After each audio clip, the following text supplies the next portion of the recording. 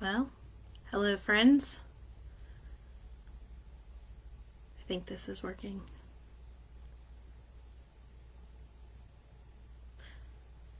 Hey friends, I haven't done a video like this before to our Facebook page, but had just been thinking about maybe it would be helpful.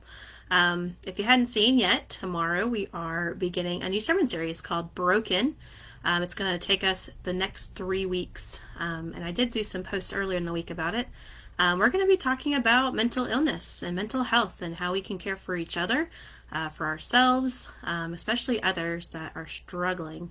And so it was just kind of laid on my heart. I had some other plans for what to preach on this month, but I think God kind of moved me a different way.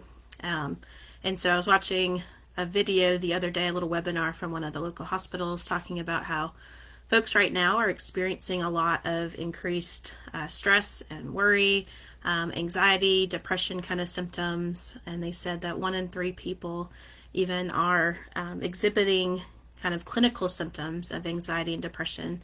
And I know we just came off of a sermon series talking about finding peace in an anxious world, kind of talking about anxiety in a general sense, the anxiety that all of us face, not just those that may have a diagnosis of a mental struggle in that way.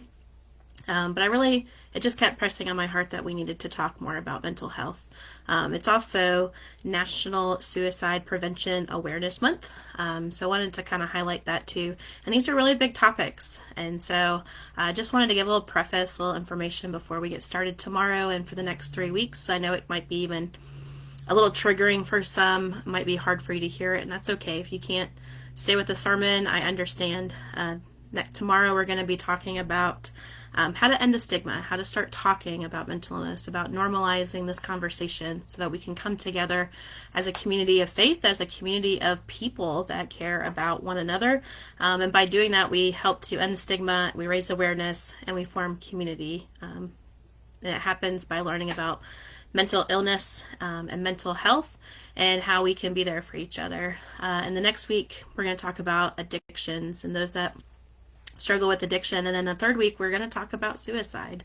And I know these are heavy topics. They might bring up some things in you.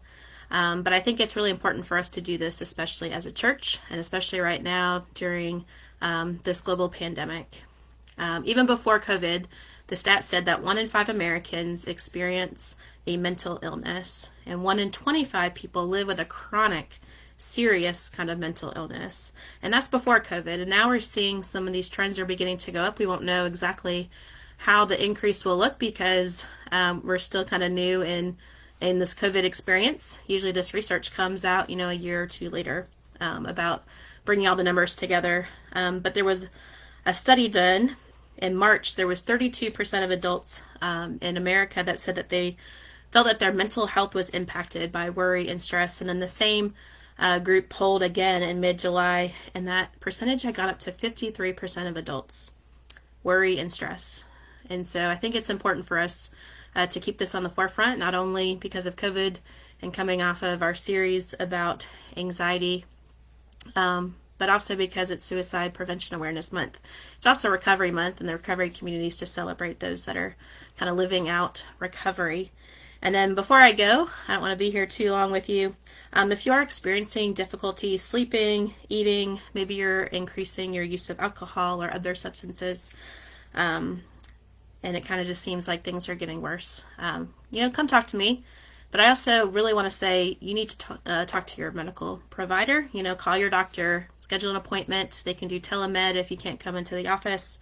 And also to make sure that you're connecting with others. Although we are living in a time of what they're calling social distancing, I really wish we would retitle that to physical distancing, because it doesn't mean that we need to be cut off from others. If anything, we need to be ever more connected to each other, using all the technologies that we have today to do that. But we'll talk more about this over the next 3 weeks. It might be a great series to invite a friend to. But I hope that we can all learn some more about mental illness, about ending the stigma, and furthering the conversation so that we can live more fully as the beloved community. So I'll see y'all tomorrow. Summerfield Peace. We are worshiping at 11 a.m. Our live stream will go live at 11 on our Facebook page right here. also on our YouTube channel or on our website. But I hope y'all have a great rest of your afternoon, and I will see you tomorrow. Invite a friend to worship. It's really easy. Just hit that share button, send them the link. A great way to outreach to others and connect with each other. So see you tomorrow.